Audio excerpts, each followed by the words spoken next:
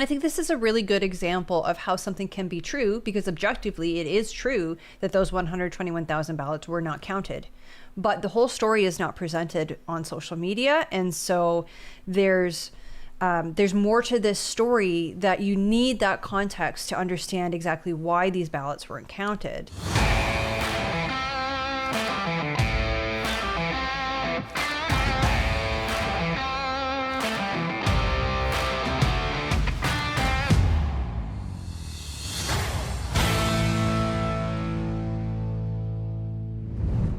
Let's start with the with the one that isn't going to make us popular. So, let's talk about 121,000 ballots. Let's talk about that. So this started making the rounds on social media. This is a headline from Blacklock's reporter, and the article came out on Tuesday, July the 15th. And it simply states 121,000 ballots went uncounted. Here's the problem, folks. A lot of people took that screenshot and ran with it. Off to the internet, yeah. And the issue is when you show that without context, what are people to think? Well, that there were 121,000 ballots that people cast, and cast them properly, and they were not counted. That is what is completely implied by that. And when you present it as such and you don't show anything else, that's what people will think. Now, this is where we get unpopular, because we looked into it. So, Blacklock's reporter, thank you very much. More than 120,000 mail-in ballots issued for the April 28th general election were never counted, according to Elections Canada. The agency earlier apologized for dumping uncounted ballots at a British Columbia returning office and mislabeling ballots in a Quebec riding that gave Liberals an upset win. So those are two completely different cases, which we did discuss both of them on the channel.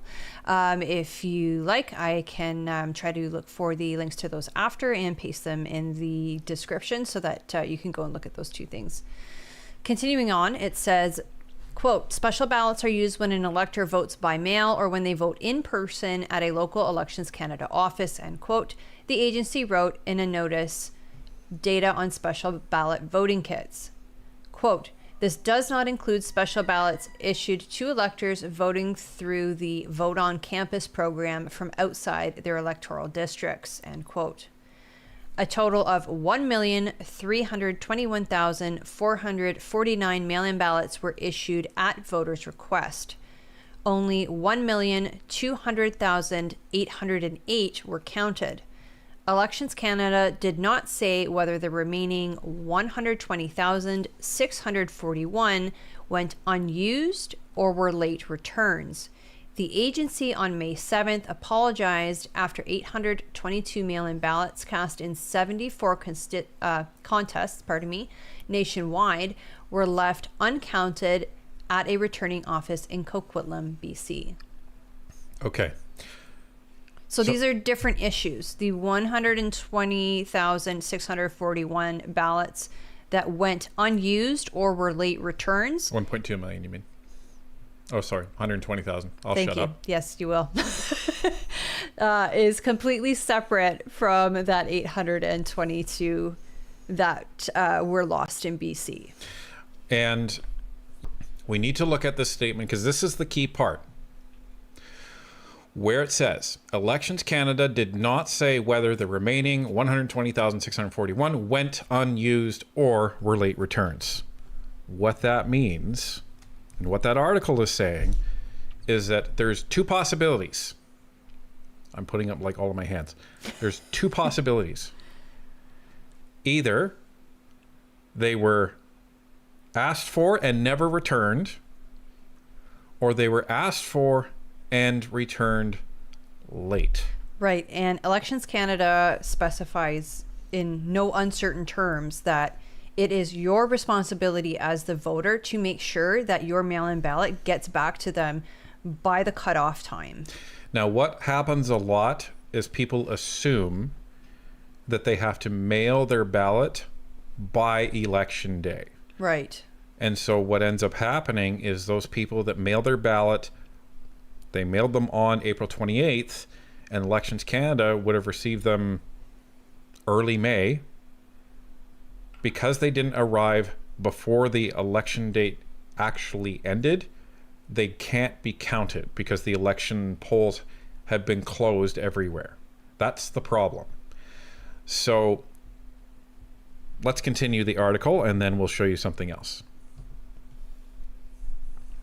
Electoral Officer Perot earlier acknowledged quote-unquote unfortunate irregularities in the 2021 general election. Quote, obviously any late ballot is unfortunate, end quote.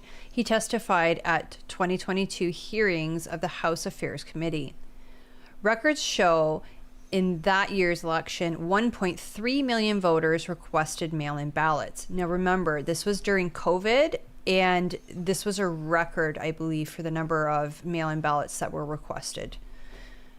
Continuing on, a total of 123,000 ballots were mailed with insufficient time for voters to return them by a filing deadline. A total of 90,000, quote, returned late and were not counted, end quote, according to the agency's report on the 44th general election. So that was a big misstep by Elections Canada because they actually didn't mail them to the voters in the appropriate time. Right, because it sounds like they didn't have a cutoff. Now, this time they had a cutoff. I believe it was a week before Election Day is when you could request a mail-in ballot. Because the problem is, if you request a mail-in ballot, even if you don't get it, even if it's late, you cannot just walk into a polling station and vote. As soon as you request that mail-in ballot, your name is stricken off the record and you cannot vote in person. Right. And if you tried to do that, Elections Canada would validate who you are and then look you up and say, you've requested a mail-in ballot, you can't vote here. Right. You can only vote by the ballot we're sending you in the mail. That's the whole point of this. So that was the 2021 election that Perot was talking about. Here's the report from the 2021 federal election. So you can actually see 1.27447 mail-in ballots were actually requested and issued.